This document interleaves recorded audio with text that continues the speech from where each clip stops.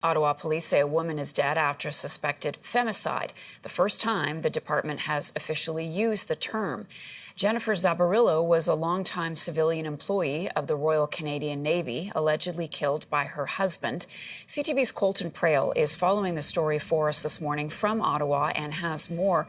So, Colton, let's begin with the Ottawa police deciding to use the term femicide. Are you learning why?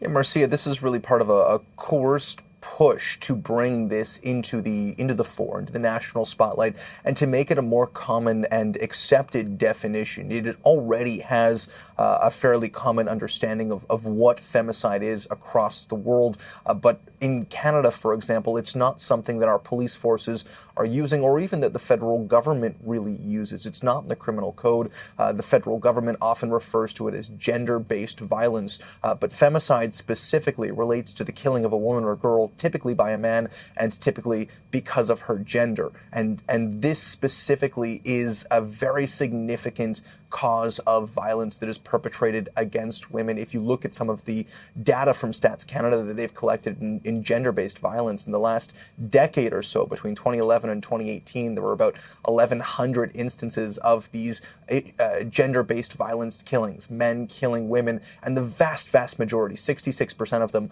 are instances of intimate partner violence. It's something that has been called an epidemic by the federal government, gender-based violence. It's something that we've seen inquests at a provincial level, a number of recommendations, but the push to use this term specifically is to create a framework so that it can be studied, so that it can be, statistics can be counted on it, and so that there can be more action on this moving forward, so that there's better data, there's a better response to it, because the concern from advocates is that this can be a very significant indicator of potential future threat. One of the recommendations that we saw in a provincial inquest from 2022 was for a new classification of offender, specifically to highlight that they had committed intimate partner violence or gender-based violence, because that could be an indicator of future more serious levels of violence. And if you think back to the Nova Scotia shooting in 2020, that's something we saw. The perpetrator had previously committed instances of intimate partner violence before that mass killing spree. And so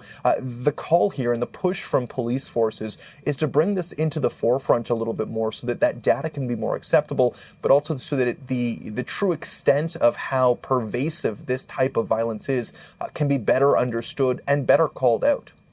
Colton, thanks for that. CTV's Colton Prail in Ottawa.